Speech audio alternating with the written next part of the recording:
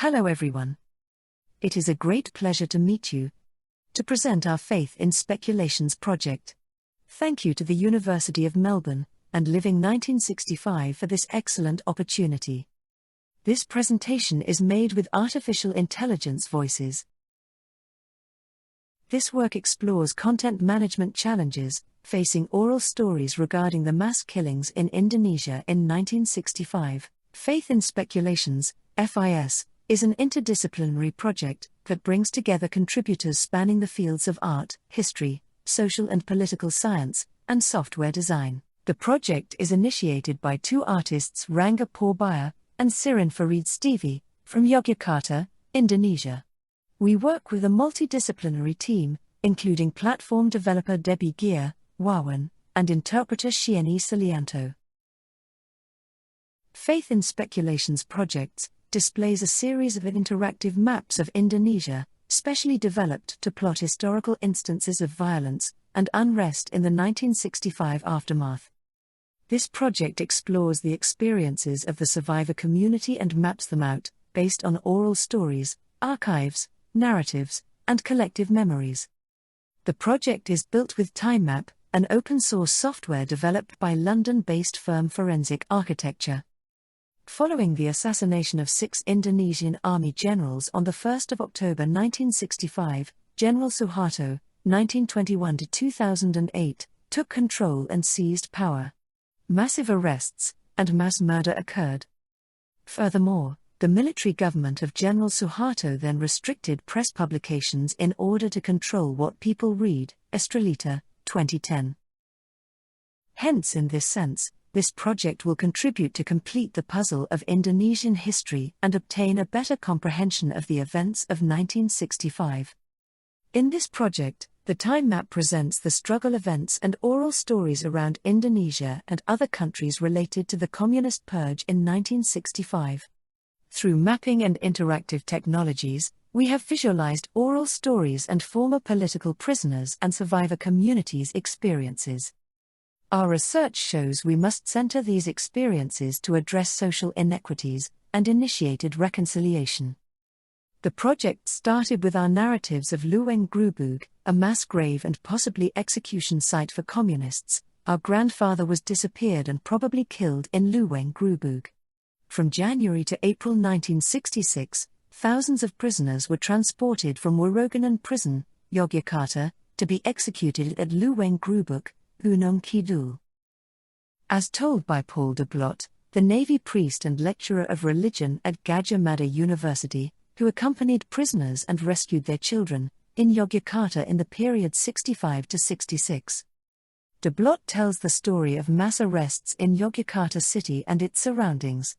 They were detained in Waits Prison, Kulonprogo, and Waroganan Prison, Yogyakarta. During the day, the army intercepted passing trucks on the main roads and borrowed them to transport the detainees to Gunung Kidul at night. He prayed and watched prisoners being dropped into vertical holes about 90 meters deep with several other priests. The next day, the bodies carried by the river at the bottom of the cave appeared and floated on the south coast.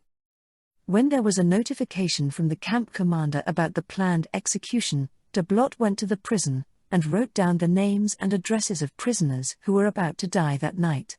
However, the priest never told the prisoners that they were going to die. The list was then used to visit his family and provide religious services. De Blot also said that once a prisoner was taken, a new prisoner would go to prison. According to the villagers' testimony, every night, 3 trucks arrived with prisoners to be executed. Villagers were forbidden to go out at night, and many soldiers guarded every corner of the village.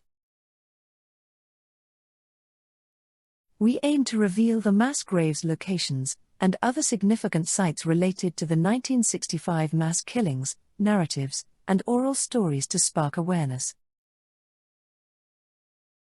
As a relative to a surviving family, we adopted an investigative method of excavating personal histories, remapping memories, and identity in our artistic approach to reconnect the distances caused by the tragedy. Our body of work takes on the historical context of Indonesia's 1965 unrest. To fight the big monolithic narrative in modern Indonesian history, we need to broaden public participation in collecting the memories and counter-narratives and putting them on a sustainable platform. The oral story is universal and is as ancient as humankind. Before there was writing, there was storytelling. It occurs in every culture and from every age. It exists, and existed, to entertain, inform, and promulgate cultural traditions and values. The oral tradition can take many forms, including epic poems, chants, rhymes, songs, and more.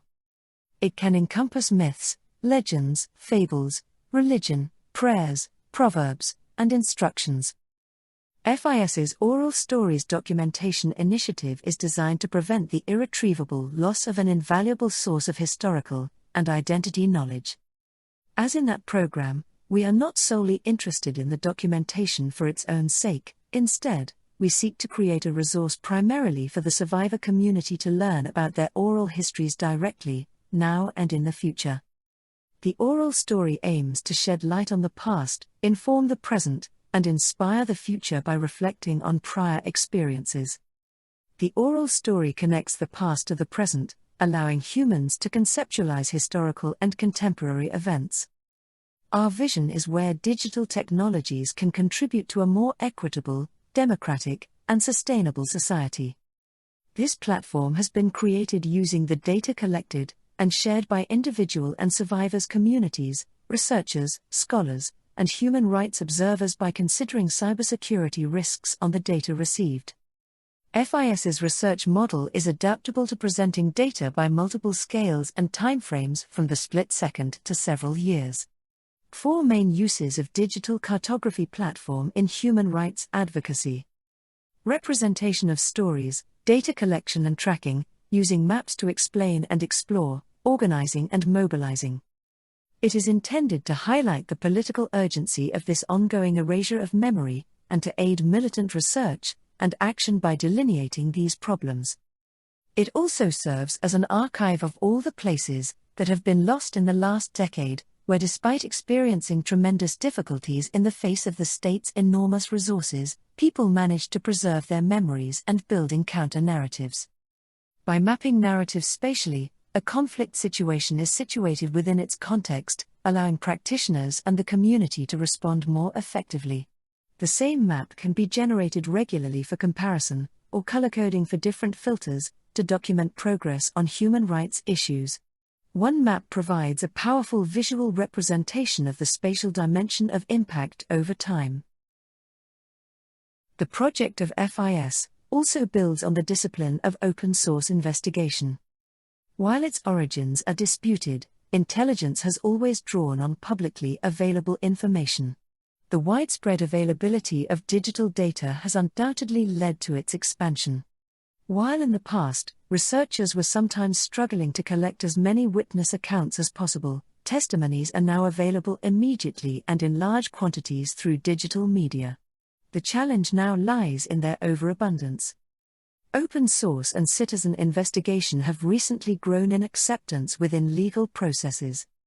Furthermore, when investigating state violence, judicial forums may reach their limits.